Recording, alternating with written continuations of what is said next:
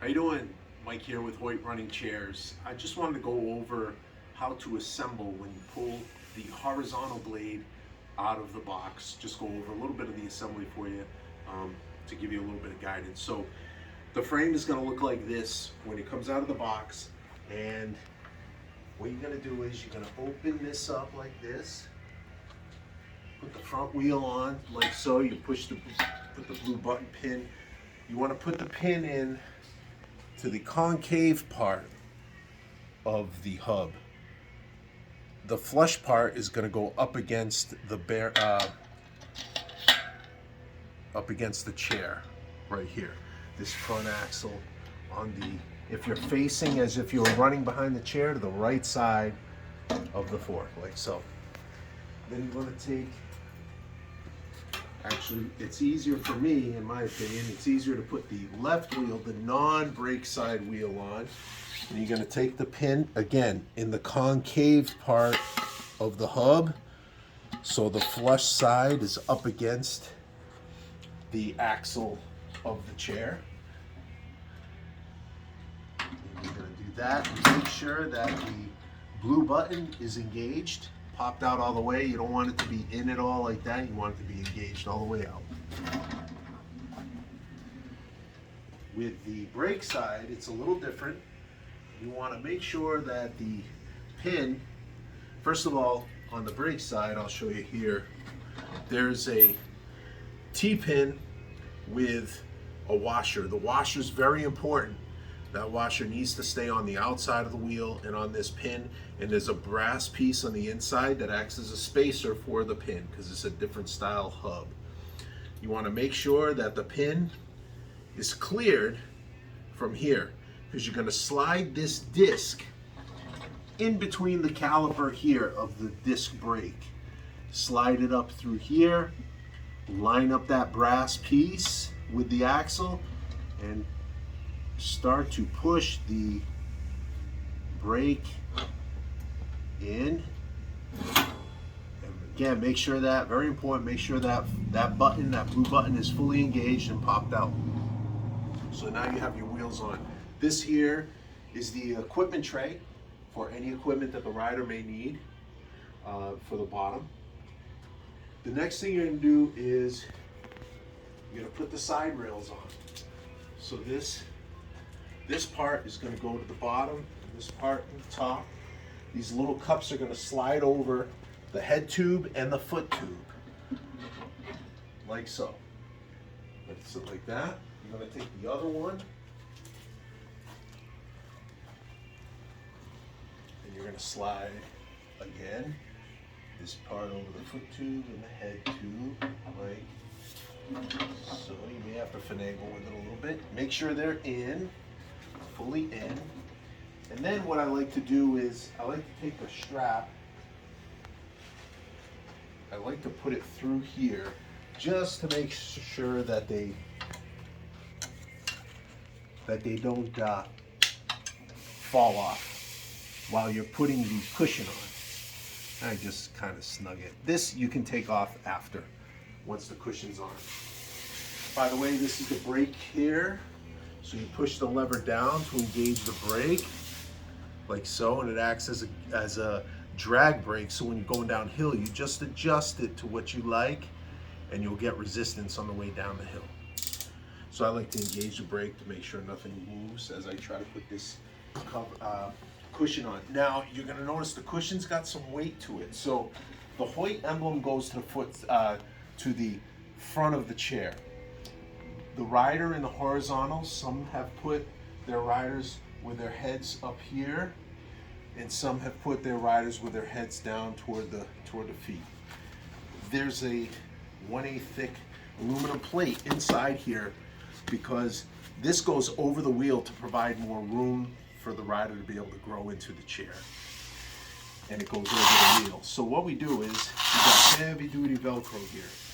So you want to undo all of this. Like so. As much of it as you can. Okay. Now, this plate here has a notch in it, and the notch is going to go to where this gusseting system is. So it's going to go past the side rail and rest. The plate's going to rest on this, which will allow it to span over the wheel without it touching the wheel. So, and it can be a little tedious, so you just got to kind of work it a little bit. Like, there we go. So this is going to go like so. And this big strap, you can start it through this, where I put that original strap there, and just kind of leave it loose and allow me to take this strap off. The first strap off that I used to hold it together. And then the second strap is going to go, you'll notice these have little, the mesh here. So I got to make sure, so this strap here, this second strap, is got to come back here and be able to come through this slot. Here we go. There we go. Okay. Through that slot there. So what I'm going to do is, oh, Mike, if you can do me a favor, just to hold it nicely so it doesn't pop off on me as I put this on. So this is going to come forward. The notch is going to go. Oh, I'm sorry. You know what I did wrong? Bear with me. Yeah. I gotta go over the top. Gotta go over the top like this. Yep. Right there. So now I can place. Whoops. I can place this piece of Velcro through here, and this piece of Velcro through here. I don't know if you can get that shot like over my shoulder. Yep. Oh, you can. Good, good, good. So this is going to go like this. I'm just tightening these up here. I'm just gently placing the Velcro so it just stays in place because it's kind of getting away from me here. And this is going to go here. This is going to go here. Now I got to find that slot. Make sure it.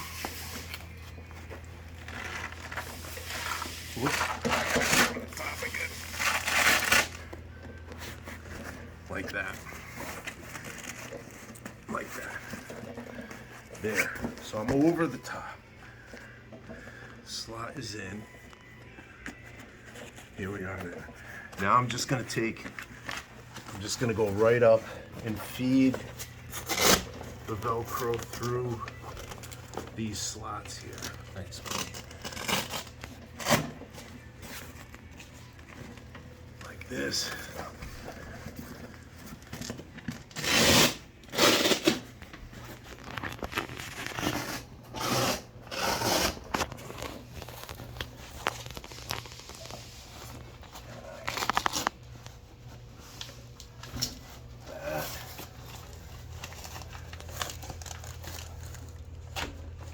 This. Then I can take, should be safe to take this off. Like that.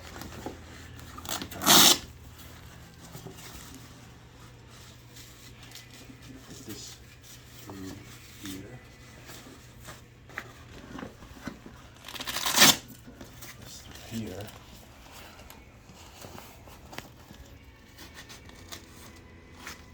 And then there's a little Velcro here you can just put right around the rear boom.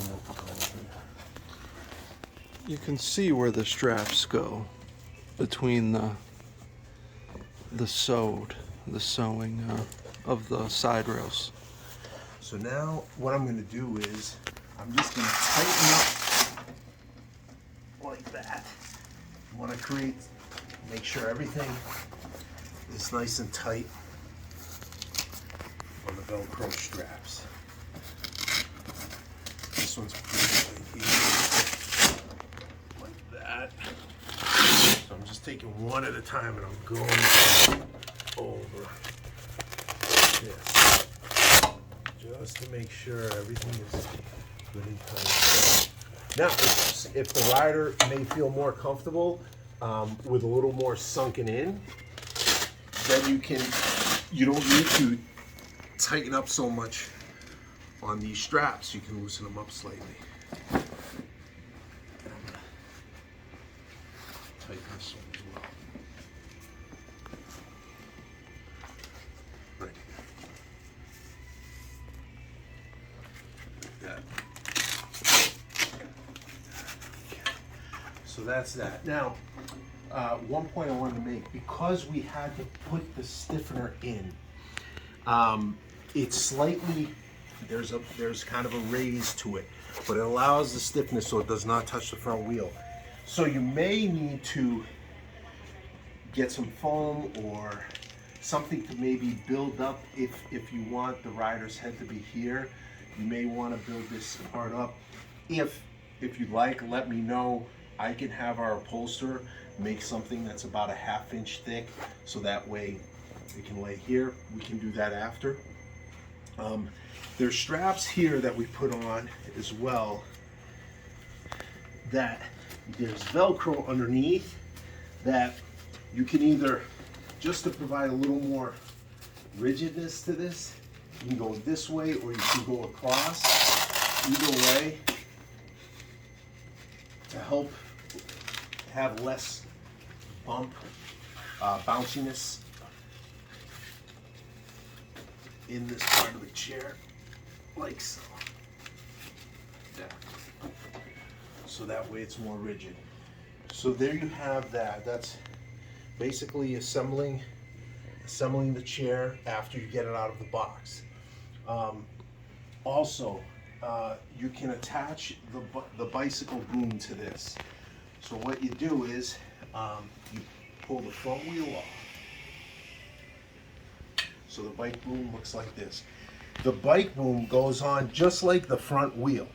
It needs to go on the, if you're facing toward down the chair as if you're running with it, it's got to be on the right side. So what you do is you take the front wheel off and you put the pin on like so. It's a little difficult because this is a little heavier with the equipment tray on it. Got that in like this. Like so. Make sure the pin's engaged. There's a washer there. That washer helps take up some of the space there for the pin up against the material. And then this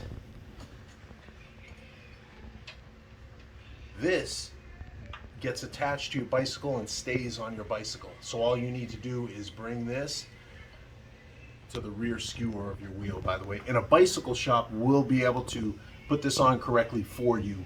If you'd like, any local shop will know how to do this. This is a Burley bicycle hitch, very standard, very common. And then the part goes through there, and then you pin it through like so. Make sure the cotter pin is over it for safety, like that.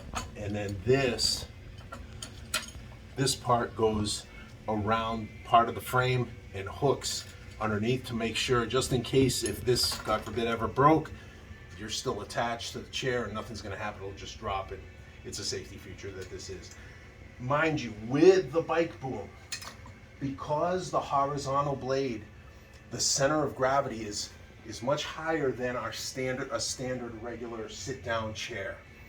You want to be extremely careful going around corners. You want to go very slow and be very careful going around corners, because the center of gravity, we have to make it higher, A, because they're laying down, and B, we need room for the equipment on the equipment tray.